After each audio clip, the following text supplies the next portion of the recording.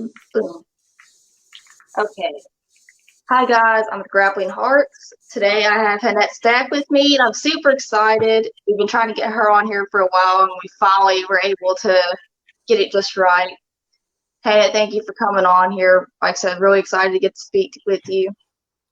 Hello, I'm excited to be here. Thank you so much for having me. Of course, it's awesome. You're a legend.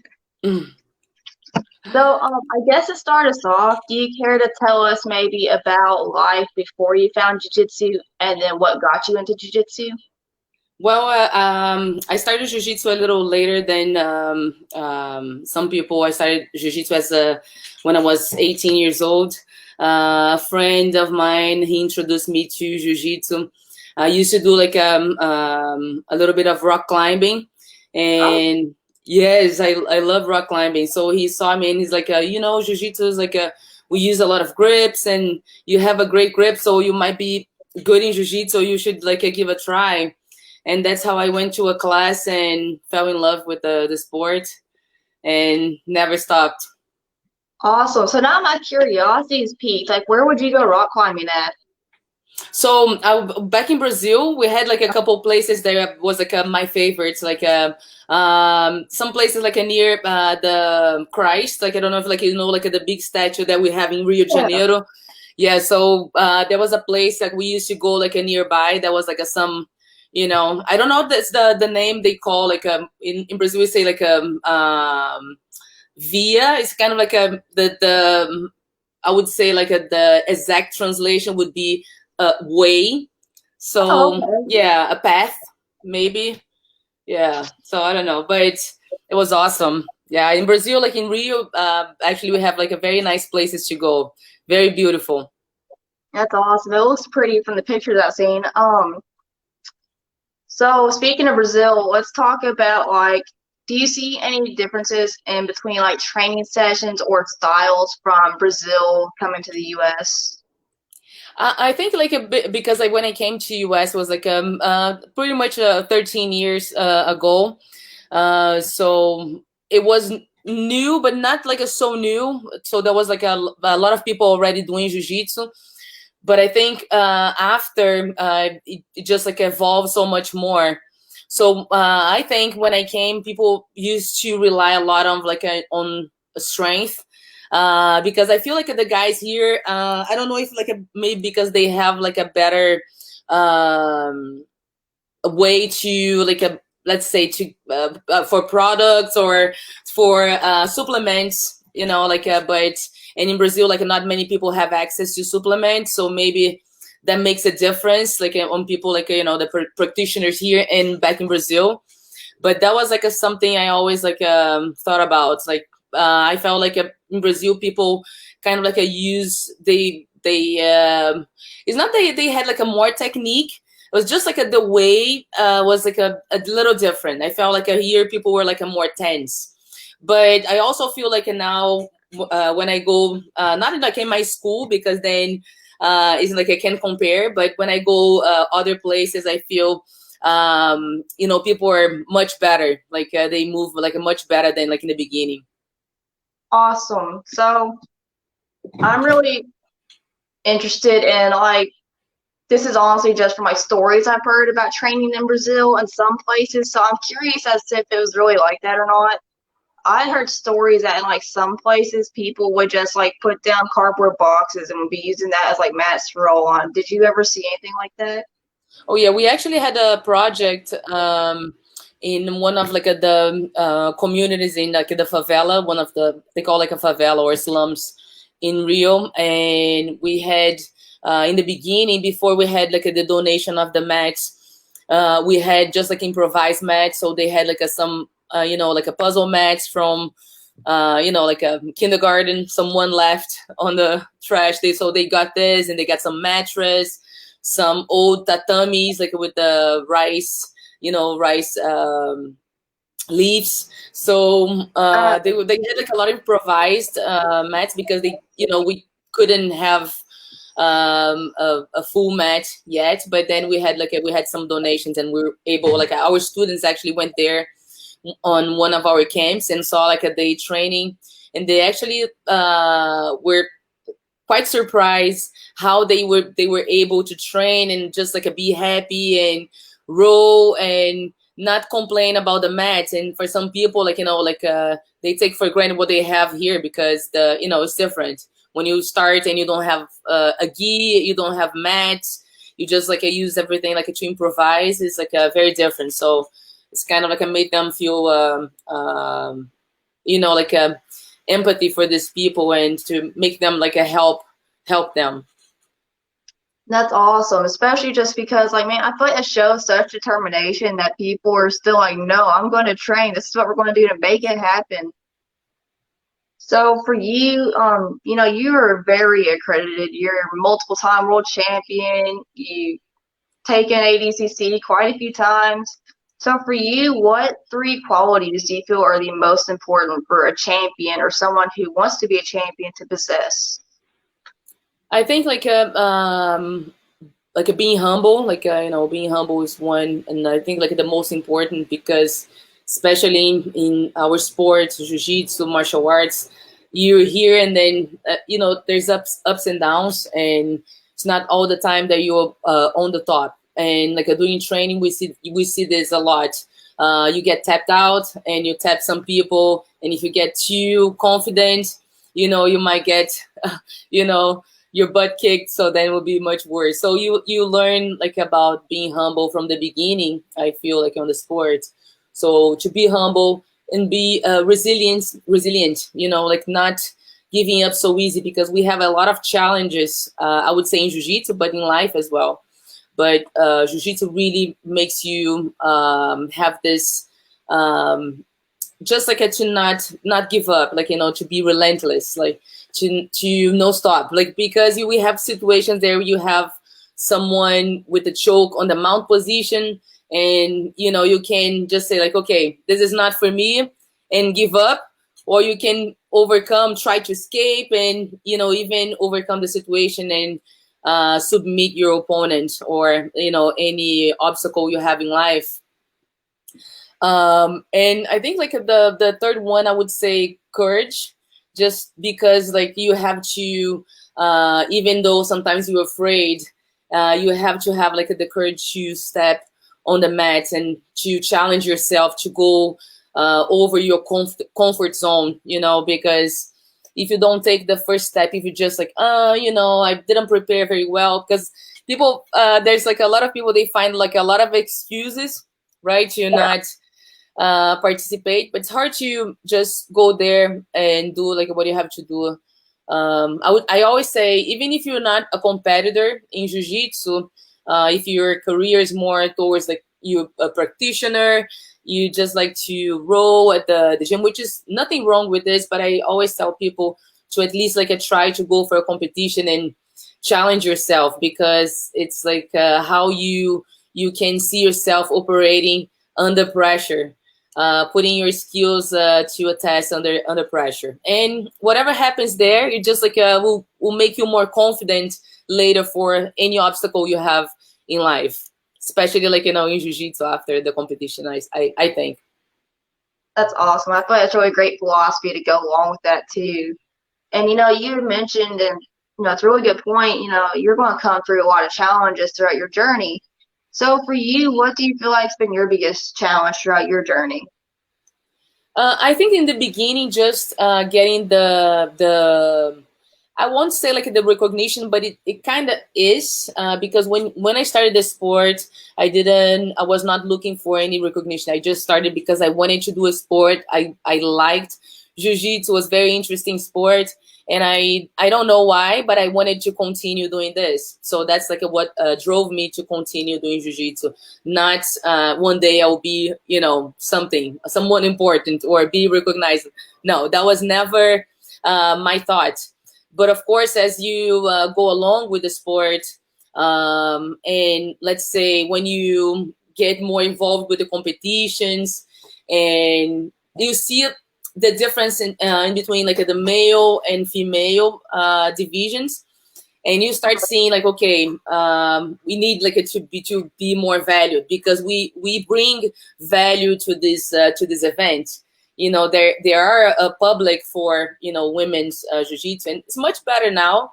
But I feel like in the beginning, especially because a lot of people they didn't know about jiu-jitsu, there was a lot of people in the beginning that I would say it was like a two-way street, because for a lot of women, they will come into the sport, and let's say they don't know how to dress up properly for the class, and that will make like the male partners uncomfortable, and they don't know, and then the male partners, they won't communicate. So it's kind of like a chain of things.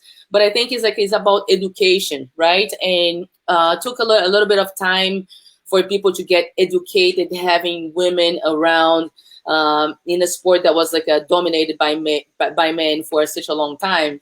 So I think like that was like the main challenge in the beginning, just getting the recognition. Let's say we had to fight for to be able to compete on the same day as the black belt, the same division. So let's say the male division, brown and black, they will fight on Saturday and Sunday on the, like, let's say the most important days, Yeah. and the women's division will be on Thursday when nobody will be watching, or they will be still working, Yeah. and they're not able to come and participate or to watch.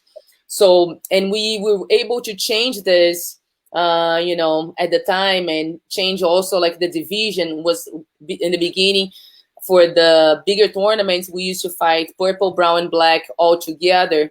And then in 2003, I believe, was like the last year we had purple, brown, black all together. In 2004, we had only brown and black belts fighting together. And then 2005 was the first year that we had only black belts competing, in one division. So I think 2005, like a little bit later, but then, with time, we're able to change one step at a time. So I think just there's like a few obstacles. For me in the beginning, I had a chance, like at my first school, even though I was the only woman, I kind of I brought the respect. I was there for the sport. People respect me a lot in my first place. I had to change locations just because my professor stopped teaching. He was a police officer at the time, and Oh, my second school, is also like my professor had other women participating as well in his school. So it's kind of like fortunate for me, because I never had to go through any kind of like a disrespect, or people, kind of like a little bit, but it was much less than I hear from some people, for example. So you just opened up so many questions for me. Okay, I love this. So I guess first we're going to start with you had mentioned being able to fight on the same days as like the male black belts and all that. Now, for you, when you get to go out and do that, now that you have seen before that, like you seen what it was like before that, and now you get to actually be a part of that. When you go to compete on the same day as them and all that jazz, does it like make it more? A, does it make it more exciting for you? And B, does it put any more amount of pressure on you? Actually, no. Um, I think actually was for us, it was like a big step. So I don't think we saw as like, okay, now we have to put a show, because we put a show before. It was like we were competing, and we were bringing there was before me. There was like a Leca Vieira, who is like, yeah. she's I think a fifth or sixth degree black belt. Now I think it's like she's a fifth degree black belt, and she came a little bit before me. So when I was a purple belt, she was a brown belt, almost a black belt. And she was like a fierce, like a competing everybody. She used to like a kind of like a, have like a kind of a little bit like of argument with the person before. In the middle of the fight, she used to kind of like, tease the person, make the person. So every time when she was like going to compete, the whole stadium would stop to watch her competing, because she will put on the show.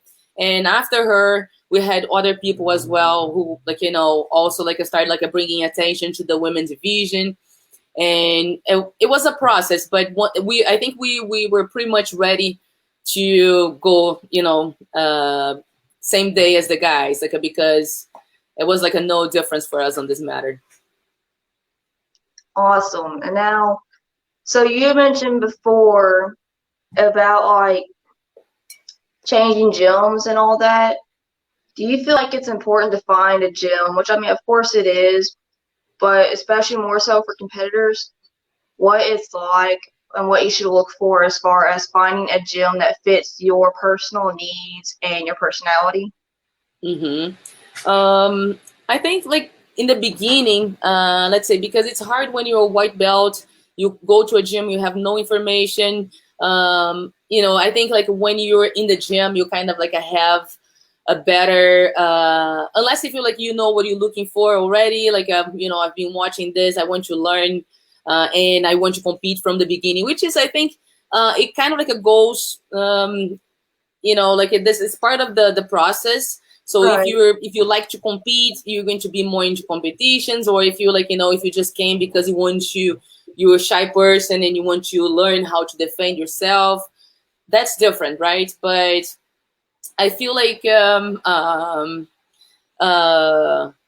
if you're a white belt and you're going to a gym like as a brand new, you kind of have to watch for certain things. So let's say if you're a woman and you go into a gym, you just like ask if there's other female practitioners, and if there's a women's class, just like even though like they might not have, but just to see where like you stand in the community, because it is still for some schools even nowadays something new to have women training, because Right. the sport's still fairly new here in the United States.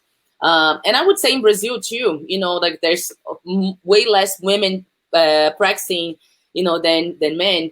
Um, but just like look for those signs. Like if you have women training, the gym is like women friendly, I would say, um, and just like a stuff like this. But if you like along the way you're a competitor, and I would say the first thing is like to ask um, guidance from your professor, because what happens is like a lot of people, instead of like just go to their to the, let's say, the main person at the school, and okay, professor, I want to compete, what do you think should I do? Because sometimes like he will give you like like just like a guideline. Like for example, I would say like for my example, when people come to me, like my students, they come to me and they ask me questions about competition. I know what it takes to get there. So even though sometimes like it's hard, because a lot of people, they say like, oh, I want this, but they want, once they see the work, I don't think they are prepared, or if like they even think about the work they have to put in, depending on what the goal they have, like they want to reach. So I think you have to ask your professor, just like be clear. Okay, that's like my goal. I want to be a competitor. What should I do to improve? Like to get to the next level. What do you think should I do? And let's say this is the last step, because I also feel like a lot of people, they leave like once they get to a good level of competition, they kind of feel like, okay, I know, what I have to do to compete. So like they kind of like have this like a false sense of, I know you, like, you don't have to tell me, I know what I have to do. And that's when they get lost a little bit. So because it Gotcha. is like something, you have to be patient, you have to give time for you to learn. Sometimes you don't have the results right away. So but I think it's like always, if you have like a good communication with your professor, with the instructors, it's like the best way. And if after you did your part as a practitioner, and it's still like I'm not working, then I think like then okay, let me see what can I do, like it should go to the next level, because this is not working, right? Okay, so now let's take that into maybe someone for your level. You're a black belt, a highly accredited black belt at that. For you, say, how do you go about getting your guidance? Like, what do you do to say this is what I need to get there, or to push it further? So I still have like I still have my, I would say, my mentors in jiu-jitsu, because from the beginning, I'm always like a person that I like instructions, because I have the will. I always like I had this like I want to do this, but I was very kind of like all over the place. I want to do everything a lot. Yeah. That's like that's me. I want to like if you give me like a task, okay, I have to work out. I work out every day, like so. I need like a kind of like a guideline.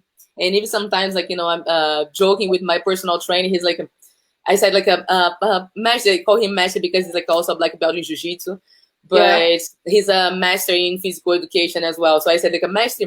I did this today. I did this like a extra workout. He's like Hannette, I told you, like you have to tell me before because you cannot do like too much. So I have like this tendency of like overdoing sometimes, and I needed someone to give me like this guidance in jiu-jitsu. And I was like lucky to have to find someone in my journey. So which is my professor André Terencio, and he's been with me since I had like this. I moved like at my school, and even though like our journey is like a completely connected, um, but he's kind of like the person. Even though let's say if I move to some other place, but like because right now competition is not my main focus, right? But I still maybe want to do like some competitions, in the journey. But it's not like my main focus. But if I have to do something related to jiu-jitsu, a big project or something I have to prepare, he will be the first person. I'll be like, okay, professor, I'm doing this. Like, what do you think? Because I think it's important to have some guidance, someone who can see further. Because even for example, like in doing a match, you were inside of the match, and like you kind of have like your focus in one thing, but the person outside can see some other thing that you're not maybe seeing because you're so focused on this. So I think this is like the part that the coach is like, it's so important to have like a coach and someone who will help you along the way. Because even if he's not there, a competition that he's not there, and but he's helping you along the way, when you go there, it's kind of like you have like this voice in your mind and will be helping you. So I think it's like a very important to have someone. For me, I get from him still like today. I still get like my, let's say, jiu-jitsu advices from him. Awesome. I love that. So now you had mentioned your gym. Your gym's located in Chicago, correct? Correct. Yes. Okay. So now when you open your gym, do you feel like location can very heavily affect the business you get, or do you also feel like the business you get is purely because of your credentials? I think it's like both. We have like a little bit of both. Because like I said, when the student come first time as a white belt, he might not know, like even know what world championship is. Like he doesn't know about like the IBJJF or something like this. But he might want just like to learn how to defend himself or herself. So I don't think people will come exclusively just because of the titles, but I also believe people, sometimes research, because we have like both cases, people that comes like, oh wow, I didn't know you were, world champion, like, and they feel like, even better because like, okay, like I trained with a world champion, I didn't even know. Like it's But legit. right, but we have like both cases. Great. Um, for you, now I had read, which you can 100% correct me if I'm wrong, but I had read that you're actually married to your coach. Is that right? Yes, we were. We're kind of like a. That's what I said. Like we are apart, but like I said, we are always connected. Like in this matter. So we're good friends and very good partners. Still, like we still have like like a business together, everything together. So pretty much like our baby Brazil 21 baby together. So we keep like like everything good, and that's why I think like the most important thing, what brought us together Yeah. was jiu-jitsu, and I think we want to keep like everything good in both ways, maintaining our friendship. Totally understandable. But For you, do you feel like, especially, man, you've got so much time invested in this. I'm sure you're at the gym 24/7. Do you think it's inevitable to, I won't say end up with somebody in jiu-jitsu, but that it's also a really big plus? Like, what's your thoughts on that? That's a good question because like for some schools I know they have like a policy about like not dating anyone on the school. Yeah, But I don't stay in the gym like a 24/7. But I spend like a lot of the time definitely like involved with jiu-jitsu. So I right. think it's like easier. I would say if you like spend, you're going to find someone where you spend more time. But like the most important thing has to be someone who understands what you do and be respectful because jiu-jitsu is a very close and personal sport, and for Right. some like a lot of people, they don't understand or like, oh man, like this woman's like a dangerous, I don't want to. Yeah. So that's why I say like sometimes like it's easier to find someone in the same environment, but it's not impossible. But the most important thing is like if you want to keep like doing jiu-jitsu, the person has to understand the art, what we do, right? 100%. So now, for you looking at other competitors, what do you think would be your biggest piece of advice to achieving that high level and that 1%? So I think it's like pretty much consistency. Like because a lot of people, they will get discouraged if they don't get the results right away, or if they don't start getting the results as they want, and they give up. But the people that has like consistency, even though like they might not have the results at first, and like I said, for each person the journey is different. But if you continue, I even like I made a post about this today, and it's very interesting because every work, if you're doing the work, if you doing your part, there's no way it's not going to go unrewarded, right? You're going to be rewarded for the work anyway because you put in the hours, you put in the practice. So I think like the biggest thing is like having consistency and the discipline to go even when you're not with the maybe like, oh man, I feel so tired today, because there's good days, bad days. But for example, for me, I created like a routine of the drilling, and so I would make the drilling part of my routine some days during the week, and even some days I might wake up like, oh man, I feel like I don't feel like so good today, but I said like, okay, let me go because I will feel worse later if I don't go. So consistency and discipline are the biggest roles in your training. Of course, there's a lot of like other like the mental part, but you have Yeah. to have, right, a lot of other things. But I feel like if you don't have the consistency, if you don't have the discipline to commit with the work, it's going to be like lost. Absolutely. And for my next question, it's very broad and you can answer with like anything throughout your journey. But I'm just honestly curious because you're such a good competitor. So my thing is like, was there ever a point where like you just felt either stuck or you just were missing something and there was like some technique or minor detail that just completely changed the game for you? Yeah, actually, like there was like a time I felt like I hit. It's like a not like a plateau, but I felt like okay, I have to, and that was the time. So in 2005, I hurt my knee. I had my ACL completely torn, Oh, and I didn't have any surgery, so I just did some physical therapy at the time, and I knew like the injury was there, so I started being very protective with with that side, my left side, and I started like just like developing like this half guard game, which is like okay, I'm going to play safe with this knee, And after a while, I just felt like my game was like just pretty much, like everything was going to that technique. Everything will lead to half guard, and I will kind of like get stuck in that position.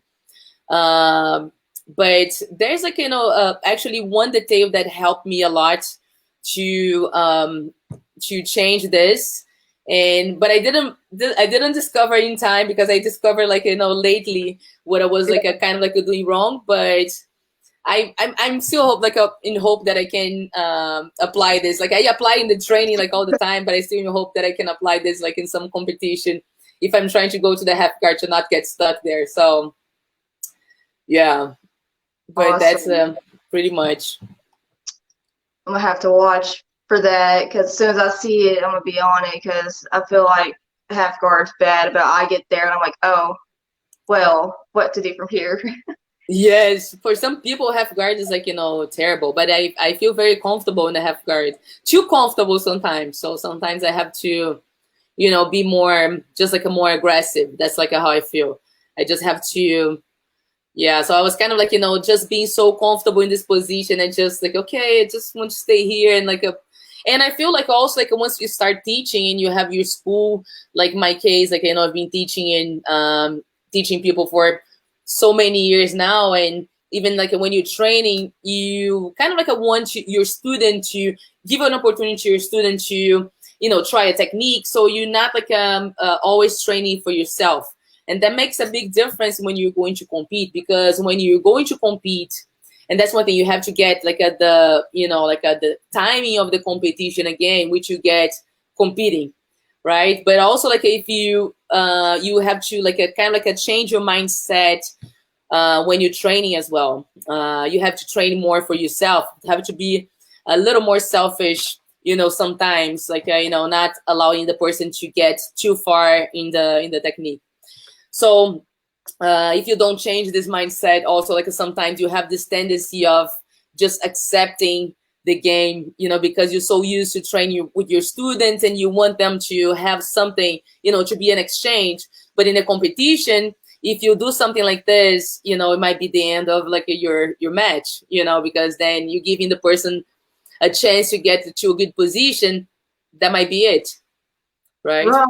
So for you, if you let's say you were to go get ready for another competition, do you have a set group of people that you can pull from your gym to train for yourself, or would you like seek people out for that? Yeah, I definitely have a group of people here, and even like I said, if you have a good coach and a good teacher, because for example, when I moved to United States in 2007, Yeah. I was preparing for the worlds. The worlds was right after, because I came here for the ADCC, and then after the ADCC, we just stayed here, and then the worlds was like the first year that the worlds IBJJF Worlds was in United States, and I was here, and I didn't have anyone to train. Pretty much, I only have white belts, maybe one blue belt or two blue belts the most. So I had to pretty much train with the white belts, like I do my training with white belts. But when you have a good coach, a good teacher, he can make it work, with what you have. So pretty much like made it work, because I was able to win, and did a good job on the competition. So I think it's like about your mindset and having someone who with like a good strategy to make your training more effective. That's amazing. That's really mind blowing to me that you only had. Oh wow, Right, yeah. that's wild. So I think my last question for you is going to be, what do you think is in the future for women's jiu-jitsu? I think like it's bright. There's a lot of changes right now. There's a lot of new tournaments. They're paying money prices for women, even like equal prices. I feel like sometimes we have like a lot of complaints and people saying like but we also have a lack of people competing and showing up for the competitions. So we kind of have a contradiction on our part. So I just think the progress is, inevitable. So we just have to do our part. And I think like we are responsible for ourselves. If we can change ourselves and for better, right? If I can, just like be a good example for other women, and for other competitors, that's like a big start. Because sometimes we want to change the other person, right? But we don't see ourselves. If Right. we change ourselves, then people around is like, oh man, like, that's cool. I want you, you're going to inspire other people to change as well. But you have to focus on yourself, in a good way, not being selfish and not look around and see people that are seeking for help, because we do have a lot of people seeking for help, especially at this time. But, like trying to change ourselves for better, in order to help other people as well. And that's a really good answer, and I like that. You gotta be the change you want to see. Yes, exactly. I love this phrase. Yes. Awesome. Hannette, thank you so much for joining us. Is there Thank anyone you want to give a you. shout out to? So just like a thank you again, and apologize for missing a couple of days. Oh, We go back and forth with this, but it was very nice talking to you and having the opportunity to just spread the word about what we do for more people. That's like the most important part of what you're doing here. So just like a message to everybody to stay positive. If they need some help, especially at this time, don't hesitate to reach out, because other people, they might be like looking for help as well, but they don't have the courage sometimes to step up and text or call. And this is the time we definitely like seeing that's important to keep in touch with people. Connections, everything in life, right? So that's it. Thank you so much one more time. thank you. I enjoyed talking to you. It was a pleasure. My Before we pleasure. absolutely anytime. Before we head off, I'm gonna give a shout out to our sponsors, Sleeps Apparel and BTG Coffee. They help make it possible. Thanks, guys. Hannah, thank you. I love talking to you. It was great. Thank you. Bye bye. Bye bye.